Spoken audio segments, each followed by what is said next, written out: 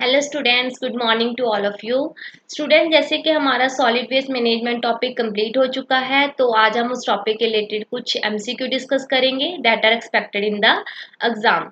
No doubt हमारा जो main objective ये है कि जो भी हम टॉपिक करें उसके रिलेटेड मैक्सिमम से मैक्सिमम नॉलेज गेन करें, लेकिन साथ में हमें एग्जाम ओरिएंटेड होके भी चलना है, इसलिए हम टॉपिक के साथ साथ एमसीक्यू भी करते रहेंगे। Okay, so let's start now. My first question is, which one of the following is not an energy recovery method of the solid waste management? इनमें से अगर देखा जाए कि कौन सा ऐसा मेथड है जो एनर्जी रिकवरी मेथड नहीं है, तो सबसे पहले जब भी आपके पास एमसीक्यू क्वेश्चन आए तो आपको उस क्वेश्चन का मीनिंग पता होना चाहिए।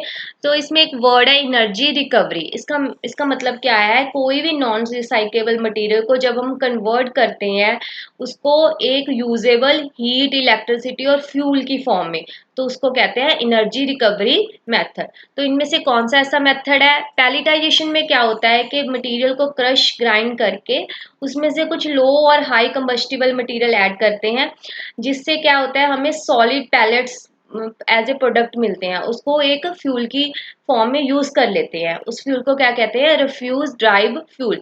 तो नेक्स्ट ऑप्शन हमारा बायोमिथेनेशन है। इसमें भी जो गैसेस प्रोड्यूस होती है उसको एज ए फ्यूल की फॉर्म में यूज करते हैं। पायरोलिसिस में भी क्या होता है, हमें एज ए प्रोडक्ट, जैसे मैंने आपको प्रीवियस लेक्चर में बताया था कि जो बायो ऑयल 4 प्रोडक्ट मिलते हैं जिसको एज ए फ्यूल की फॉर्म में यूज किया जा सकता है। तो ये तीनों ऑप्शन तो नहीं है। तो नेक्स्ट जो लास्ट ऑप्शन हमारा जो बच गया वो है कंपोस्टिंग। तो composting is not an energy recovery method, क्योंकि इसमें सिंपल हम मटेरियल को डिकम्पोज करते हैं, decompose in the form of the in the presence of the microorganism.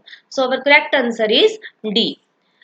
Next, second question is the color code of the container for the collection of waste scrap generated from the hospital. अब इसमें word है waste scrap.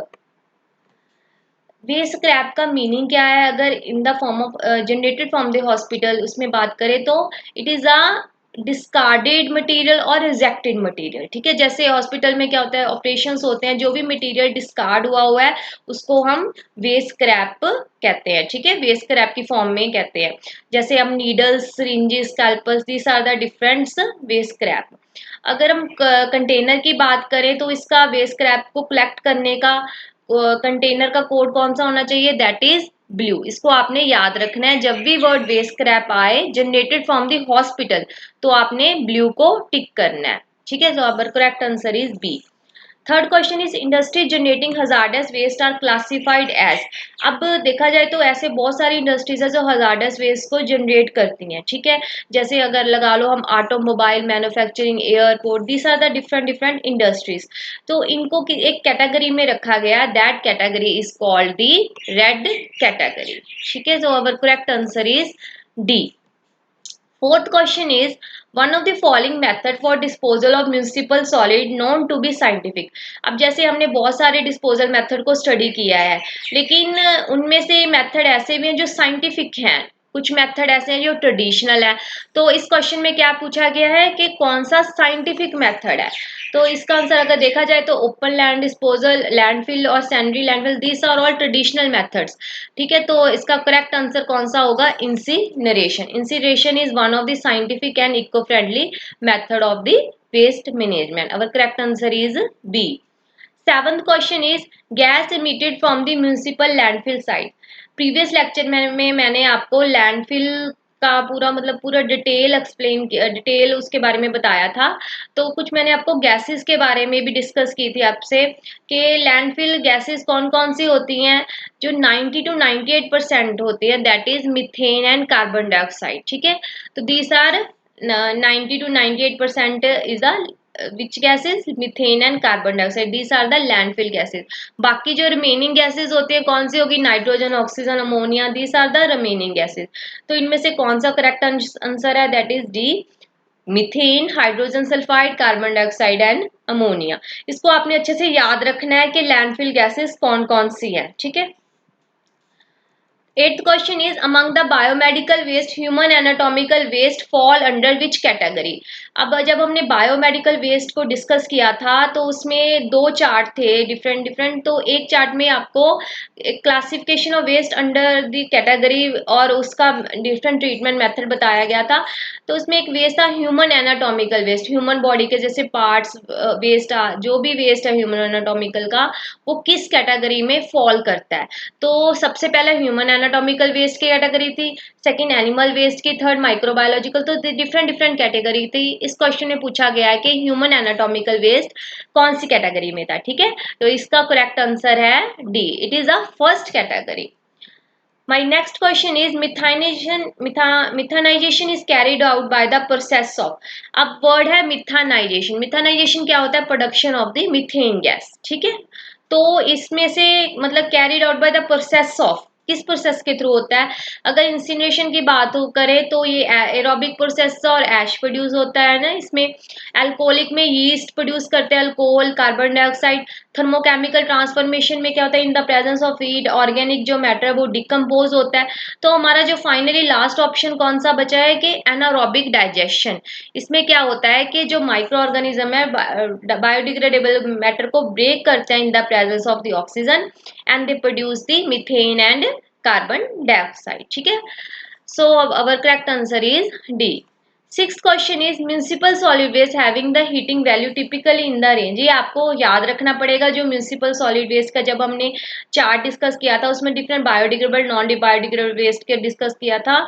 तो इसमें जो heating value किस range में होती है? That is 93 to 100 to 12,800 kilojoule पर केजी। इसको आपने रिमाइंड रखना है। ठीक है, ninth question is Basel Convention on the Trans-Boundary Movement of Hazardous Waste was implemented in the year. In which year Basel Convention was implemented? Basel Convention किस कौन सी treaty थी? ये था कि हम मैक्सिमम रिड्यूस करें जो भी हजार्डस वेस्ट है उसको मिनिमाइज करें। ठीक है, तो ये ट्रीटी कब इम्प्लीमेंट हुई थी? 1989। इसको आपने याद रखना है कि जो बेसल कन्वेंशन की ट्रीटी थी that was implemented in the year 1989। ठीक है, सो जो हमारा नेक्स्ट क्वेश्चन है ये बहुत इंपॉर्टेंट क्वेश्चन है। इसमें क्या है कि जो according to recycle plastic manufacture usage rule, पहले तो आपने ये याद रखना है कि जो प्लास्टिक के जो रूल्स थे कब इम्प्लीमेंट हुए थे? दैट इज 1999 में। ठीक है, अभी हमने एक बेसल कन्वेंशन किया और एक प्लास्टिक, दैट इज 1999। तो इस रूल के अकॉर्डिंग क्या है कि जो थिकनेस होनी चाहिए बैग की that should not be less than 20 micron. ये बहुत ज्यादा इंपॉर्टेंट क्वेश्चन है, इसको आपने याद रखना है। एक तो जो प्लास्टिक का जो रूल्स है कब इम्प्लीमेंट हुआ था? 1999। और जो बैग्स की उस रूल के अकॉर्डिंग जो बैग्स की थिकनेस है that should be less than 20 micron. Okay, next question है हमारा 11th question is which one of the following is a waste recycling method of solid waste management. ठीक है, देखो बेटा कि जो भी अगर हम बात करें वेस्ट रिसाइकलिंग मेथड की, रिसाइकलिंग क्या होता है? एक तो हम जो फिर से रीयूज करना, कोई भी चीज है उसको रीयूज करना, रिसाइकल करके रीयूज करना। एक होता है कि कंपोनेंट्स को सेग्रीगेट करके उन कंपोनेंट्स को फर्दर किसी फॉर्म में यूज करना। ठीक है, मतलब recovery of the solid waste component, जो भी उसके कंपोनेंट उसकी रिकवरी करके फर्दर यूज हम उसको एज ए फ्यूल यूज करना। तो इसमें देखा जाए तो जो वेस्ट रिसाइकलिंग मेथड है दैट इज पैलेटाइजेशन। ठीक है, पैलेटाइजेशन में क्या होता है कि हम सेग्रीगेट करते हैं कंपोनेंट, उसको फिर एक प्रोड्यूस करते हैं फ्यूल पैलेट्स की फॉर्म में। ठीक है, जिसको रिफ्यूज ड्राई फ्यूल बोलते हैं। तो it is one of the waste recycling method. तो इसका करेक्ट आंसर है ए। ठीक है, sorry, correct answer is A. My 12th question is biogas is composed of. अब आपने जैसे लैंडफिल गैस को स्टडी किया है, याद रखना है, तो बायोगैस को भी आपने अच्छे से इसके जो जो कंपोजिशन है उसको माइंड में इसको याद रखनी है कि जो बायोगैस है दैट इज रिन्यूएबल फ्यूल होता है। और इसमें कौन कौन सी कंपोजिशन है? That is 50 to 70% methane, 25 to 40% carbon dioxide. ठीक है, और hydrogen sulphide. So these are the different types gases that are release during biogas. क्या होता है बायोगैस? एक ऐसा फ्यूल होता है जिसमें जब हम ऑर्गेनिक मैटर को ब्रेक डाउन करते हैं, कैसा ऑर्गेनिक मैटर? कोई भी, जैसे waste, food scrap, animal waste, this are the different organic matter. तो डिफरेंट डिफरेंट क्या होती है, गैसेज रिलीज होती है। तो इसमें जो करेक्ट आंसर है that is methane, carbon dioxide, hydrogen and nitrogen. 13th question is which of the following pertains to high waste approach in dealing with the solid and hazardous waste। अब इस question में आपको high waist approach, इसका meaning पता होना चाहिए। इसका मतलब है कि जैसे ऐसा वेस्ट जो हमारे इन्वायरमेंट को भी अफेक्ट ना करे, साथ में हजार्डस वेस्ट की जो टॉक्सिसिटी है वो भी कम हो जाए। ठीक है, तो इन ये 3 मेथड्स तो बिल्कुल इम्पॉसिबल है, ये तो हो ही नहीं सकते। Recycle, compost, reuse. तो फाइनली कौन सा मेथड है कि बरिंग एंड बर्निंग। इससे क्या होता है कि वेस्ट की जो टॉक्सिसिटी है वो कम हो जाती है। ठीक है, और it is one of the high waist approach method, बरी करके उस चीज को जलाना, वेस्ट को जलाना। 14th question is hazardous waste is characterized by. Hazardous waste की अगर कैरेक्टरिस्टिक की बात करें तो कौन कौन सी कैरेक्टरिस्टिक है? इग्निबिलिटी। क्या होता है, अगर हम हजार्डस वेस्ट को बाय ट्रांसपोर्ट कर दे या स्टोरेज कर दे तो मतलब ये भी हो सकता है कि that can catch the fire. So it has high ignitability. Reactivity, they are also highly reactive. Toxicity तो वो होते ही हैं। ठीक है, तो इसका जो करेक्ट आंसर है that is D, all of the above. My next question is in typical municipal solid waste least percentage of ash is found in। अब इन ये डिफरेंट डिफरेंट है, जैसे रबर, लेदर, प्लास्टिक। इन तीनों की बात करें, ये तो बिल्कुल कॉमन सेंस की बात है कि इन तीनों को अगर हम जलाएंगे तो बहुत ज्यादा ऐश प्रोड्यूस्ड होएगा। ठीक है, तो फाइनली जो टेक्सटाइल है वो क्या, हमारी क्लोथ की फैक्ट्री है, तो उसमें क्या होता है, सबसे कम ऐश प्रोड्यूस होगा। तो हमारा जो करेक्ट आंसर है that is A. 16th question is radioactive waste management in cover countries govern under. जो रेडियो एक्टिव वेस्ट मैनेजमेंट है वो कौन से एक्ट में आता है? दैट इज, ये आपको अच्छे से याद रखना है कि that is atomic energy act 1962। इसका मतलब अभी हमने तीन तीन चीजें याद की हैं। एक तो basal convention 1989, plastic handling rules 1999। अब थर्ड जो हमारा एक्ट है that is atomic energy act, that is 1962। ठीक है, इन सबको आपने अच्छे से याद रखना है। Further next 17th question is an important source of arsenic in municipal solid water. जो सोर्स है आर्सेनिक का म्यूनिसिपल सॉलिड वाटर, अगर हम म्यूनिसिपल सॉलिड वाटर की बात करें तो सोर्स ऑफ आर्सेनिक कौन सा है? That is household pesticides. ठीक है, 18th question average composition of biodegradable waste in municipal solid waste of India. जो म्यूनिसिपल सॉलिड वेस्ट है उसकी अगर कंपोजिशन की बात करें, जैसे बायोडिग्रेडेबल, नॉन बायोडिग्रेडेबल वेस्ट होता है, तो इसका जो एवरेज कंपोजिशन आपने याद रखना है that is 40 to 45%। Okay, 19th question. अब जैसे मैंने आपको बताया कि डिफरेंट डिफरेंट कैटेगरीज है अलग अलग वेस्ट की, ह्यूमन एनाटॉमिकल, माइक्रोबायोलॉजिकल, तो उनके ट्रीटमेंट मेथड भी हैं। तो अगर हम ह्यूमन एनाटॉमिकल वेस्ट की बात करें तो उसके लिए कौन सा मेथड यूज होता है? That is incineration and deep burial. ठीक है, तो आपने इस मेथड को याद रखना है, answer is C. My 20th question is, इसमें आपको अलग अलग, फर्स्ट कॉलम में आपको अलग अलग वेस्ट दिए गए हैं। ठीक है, तो सेकंड में आपको कलर कोड दिया हुआ है कंटेनर का। तो आपने इसमें बताना है किस वेस्ट का कौन सा कलर कोड है। अगर ह्यूमन एनाटॉमिकल वेस्ट की बात करें तो इसका हमेशा आपने याद रखना है कि इसका क्या है, येलो है। ठीक है, तो इसका आंसर येलो है।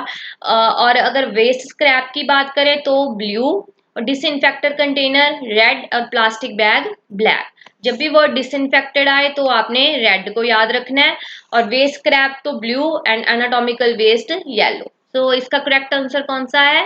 That is A 2143। 21st question is waste are known to be corrosive if the pH is। Waste जो होता है उसको क्रोजिव कब माना जाता है? अगर उसकी पीएच ग्रेटर देन 2 और इक्वल टू 2 होती है। तो हमारा जो करेक्ट आंसर जो इसका है that is A. 22nd question है कि हजार्डस जो वेस्ट हैंडलिंग मैनेजमेंट और हैंडलिंग रूल है ये कब इनेक्ट हुआ था?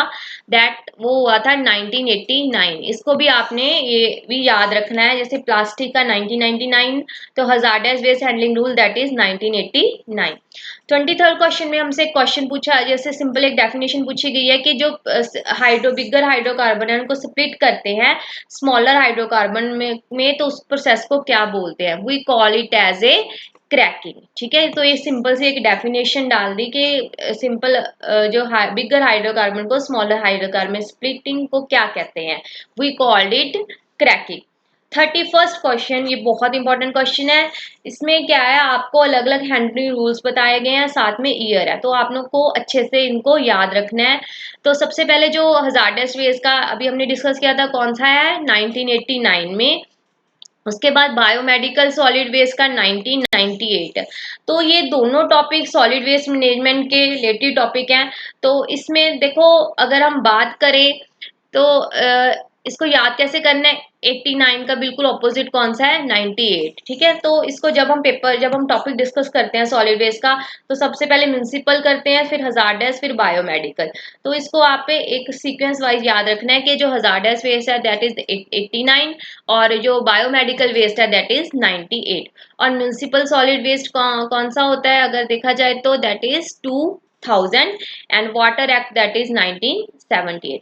तो इनको आपने अच्छे से, ये ईयर है वो आपको याद रखने पड़ेंगे। इनमें से जैसे एक क्वेश्चन पक्का पेपर में आ ही जाता है। ठीक है, पेपर 1, पेपर 2 एंड पेपर 3 में। तो hope this is all about solid waste management. आज आपको मेरी वीडियो अच्छी लगी हो। नेक्स्ट लेक्चर में मैं आपके साथ डिस्कस करूंगी एयर पोल्यूशन, उसके कंट्रोल और ट्रीटमेंट मेथड्स डिस्कस करेंगे। ठीक है, तो ओके। अगर आपको मेरा चैनल अच्छा लगा हो, please like, share and subscribe my channel. Thank you.